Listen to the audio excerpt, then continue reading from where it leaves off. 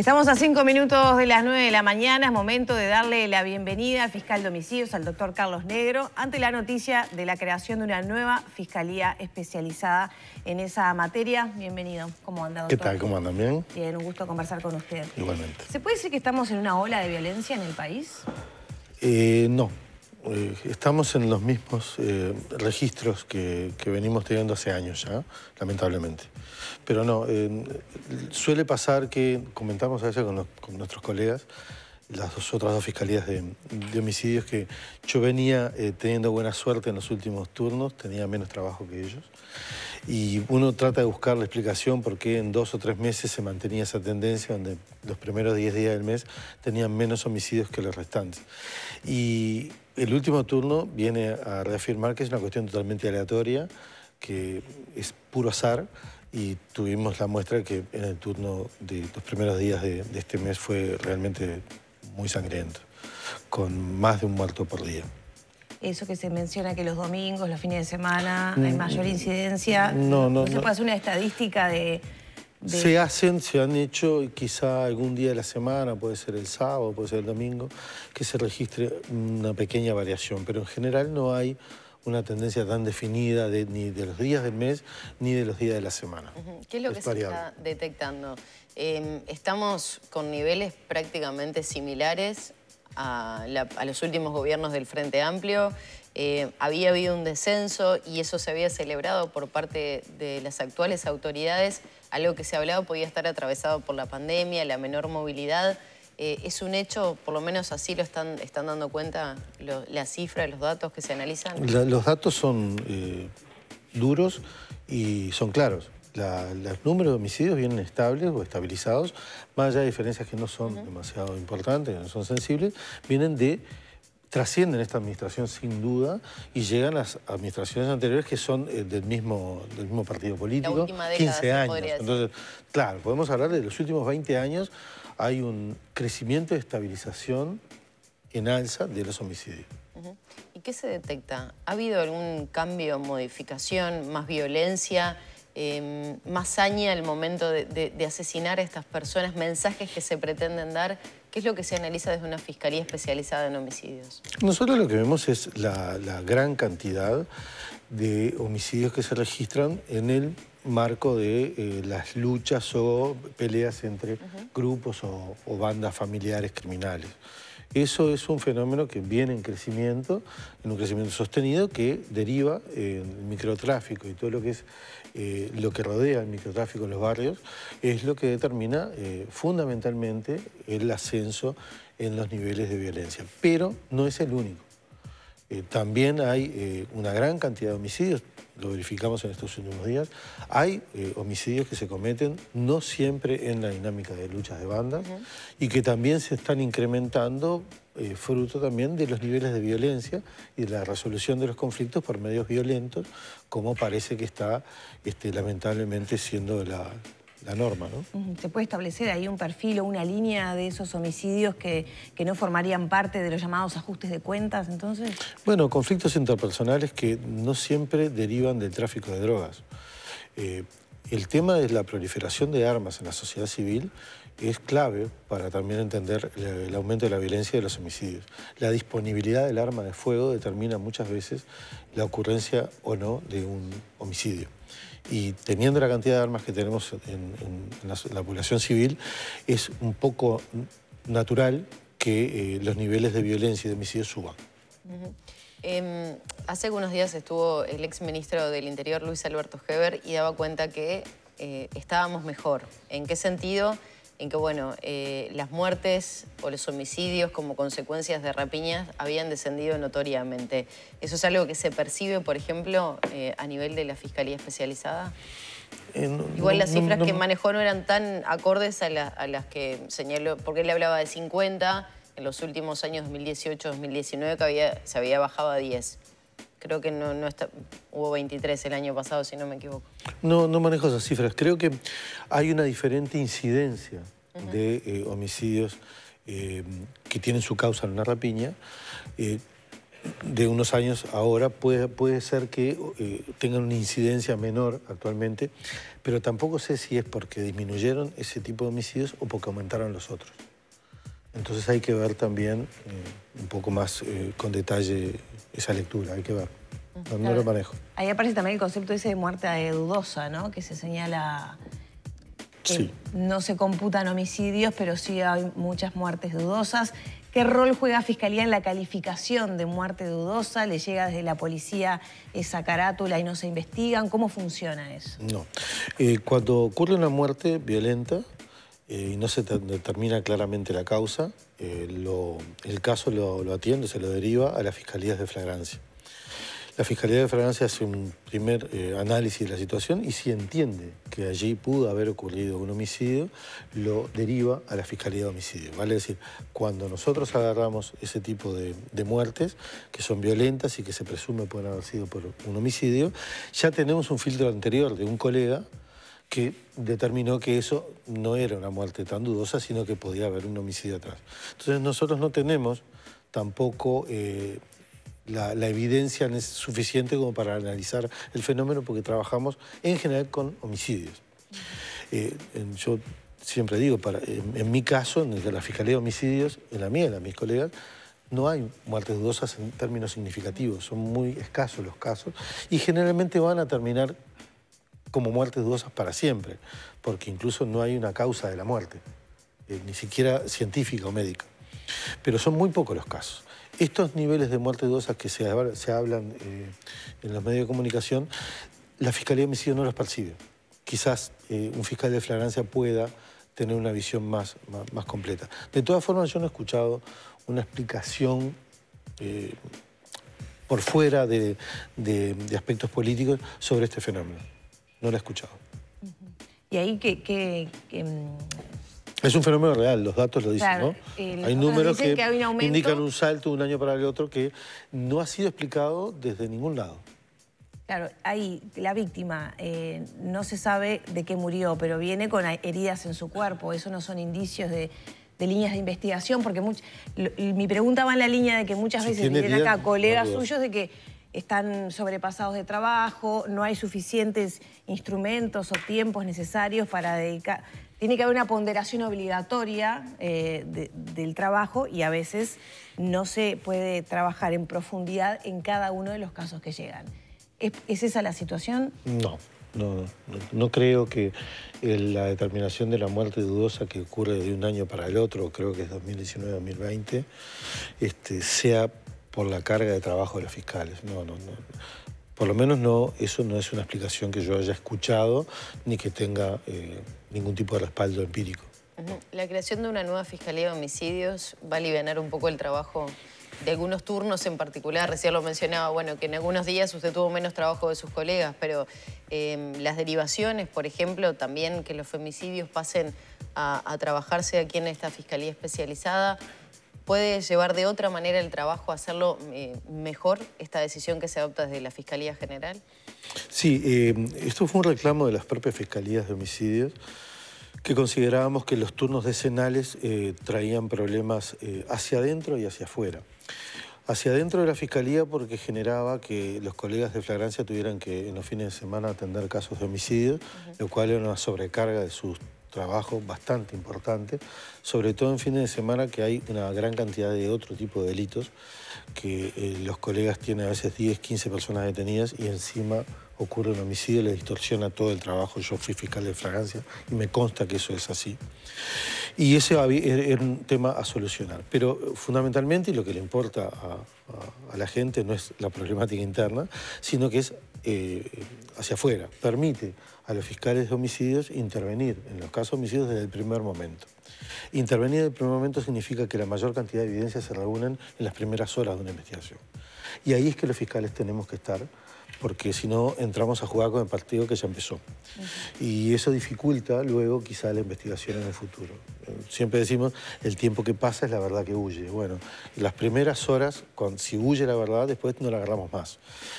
Por eso también es un aspecto que repercute en lo interno, seguramente, pero sobre todo hacia afuera, que es en lograr mejores resultados en la investigación. O sea, cortar tiempos y esclarecer más casos. Y trabajar desde el inicio, la Fiscalía de Homicidio, trabajar desde el inicio en el homicidio.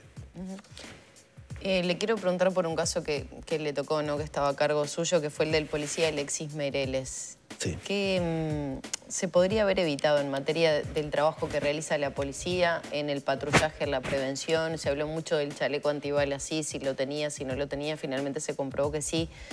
¿Qué análisis se hace desde Fiscalía con ese tipo de situaciones, fiscal? Y nosotros no estamos tampoco, no nos dedicamos a hacer ese tipo de evaluaciones. No, pero muchas veces termina siendo un trabajo en conjunto, ¿no? Sí, sí. Evita seguramente que, por ejemplo, lleguen casos a la Fiscalía el trabajo que realiza la Policía de Prevención. Sí, en este caso no había ningún elemento que indicara que hubo una mala praxis o un mal procedimiento policial. Era un procedimiento de rutina, los que se hacen cotidianamente. Los policías estaban debidamente equipados para hacerlo. Bueno, ocurrió lo que ocurrió. Seguramente policías que no estaban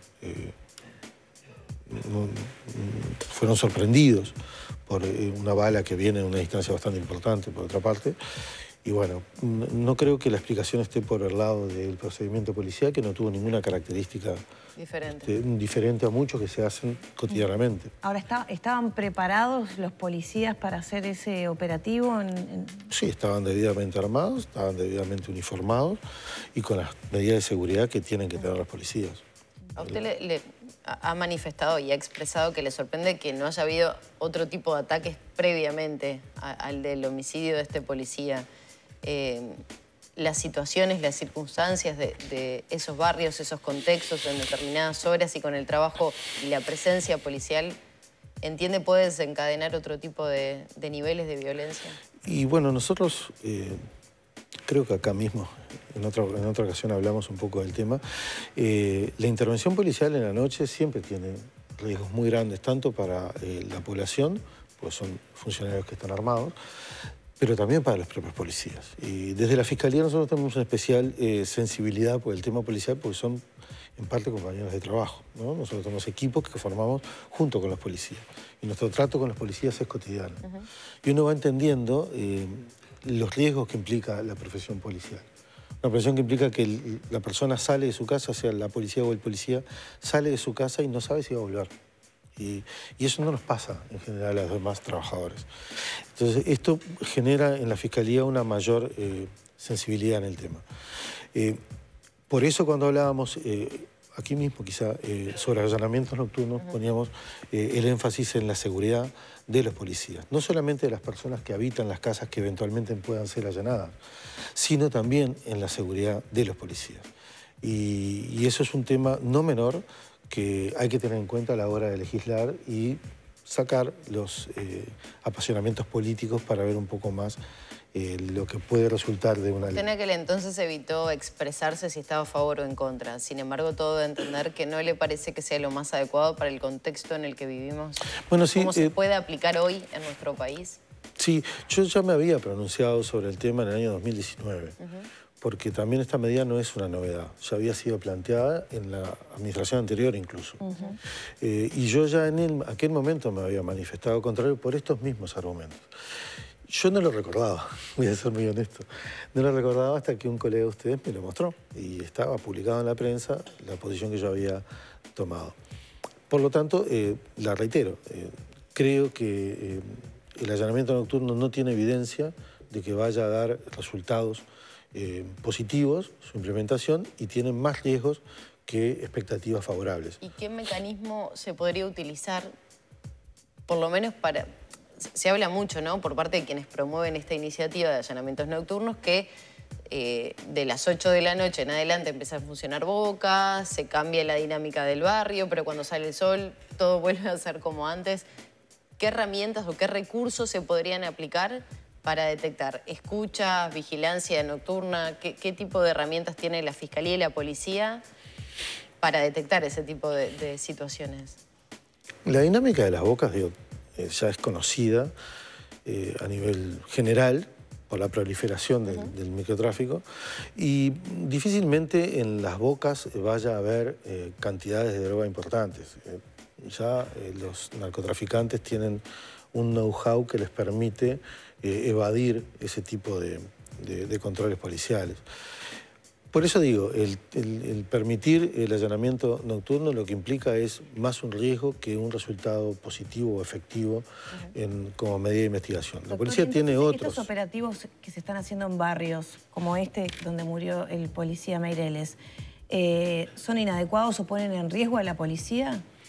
Bueno, la profesión policial lleva íncito el riesgo. Es una profesión muy riesgosa y que requiere mucho coraje, sin lugar a dudas. Pero tampoco el Estado puede relegar su presencia.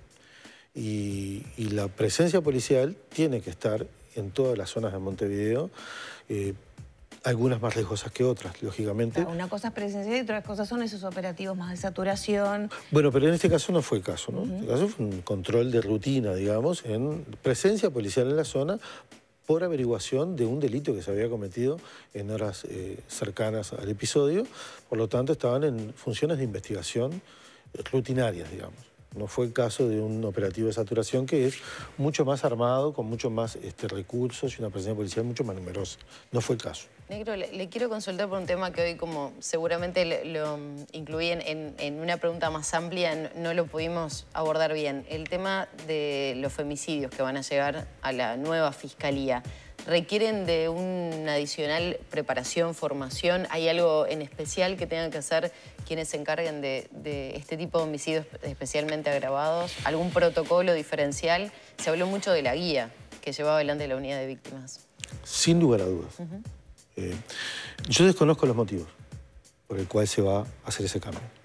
Como no se anunció la medida por parte de la Fiscalía General, pero no se dijeron los motivos por los cuales esto se va a hacer. ¿A ustedes, fiscales de homicidios, no les explicaron el porqué? No sabemos el motivo. Por lo tanto, no puedo opinar sobre si está bien o está mal. Lo que, a la segunda parte de tu pregunta, sí, claramente, esto va a requerir una formación en perspectiva de género y en la investigación de este tipo de criminalidad que los fiscales de homicidios no tenemos, ni hasta ahora estamos preparados porque no lo hacíamos. Nosotros hacíamos los homicidios comunes, si se quiere, los que no tienen estas características tan particulares que es la muerte de la mujer. Ahora, ¿no era un reclamo desde los fiscales esto? ¿O fue una ¿Reclamo de los fiscales? No. De homicidios no. ¿Todavía no hubo ninguna señal entonces para generar este tipo de instancia de formación, de capacitación? No, todavía no. ¿Y ha habido instancias con Mónica Ferrera al respecto? Hemos tenido el anuncio, se nos comunicó el anuncio, pero no desconocemos las causas. No tenemos claro las causas por las cuales se toma esta medida. Por ende, no se puede decir si se comparte o no se comparte. De repente el motivo es plausible o válido y lo defenderemos o estaremos de acuerdo. Y de repente no lo sé. Ahora, ¿era una decisión que se podía tomar estando Juan Gómez de licencia, con licencia médica, ¿no? Durante este periodo? ¿Era algo que ya se venía analizando? ¿Se sabe eso? Como desconozco los motivos, desconozco también eso.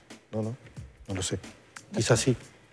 Ya en el final del diálogo, ¿se está pudiendo trabajar tranquilos en Fiscalía? Había cuenta de que muchas veces la Fiscalía es el blanco de críticas del sector político de un lado y del otro, críticas también desde la población, que a veces no se da respuesta o la respuesta que se espera o críticas, ¿no? Por ejemplo, con los juicios abreviados, etcétera, etcétera.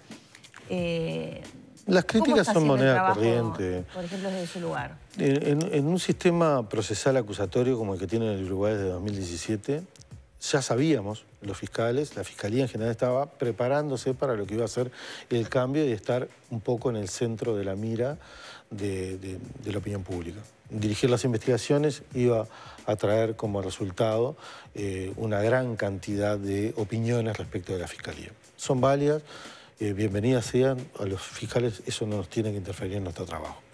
Ahora se suma una circunstancia muy particular, que es que la Fiscalía de Corte está vacante hace años ya, y eso sin lugar a dudas repercute en la institucionalidad y en el trabajo cotidiano de los fiscales. Nosotros al no tener un jerarca y siendo una institución jerarquizada, como es la Fiscalía no es deliberativa, la Fiscalía se rige por el principio de jerarquía y unidad, ese principio de jerarquía obliga a tener un jerarca.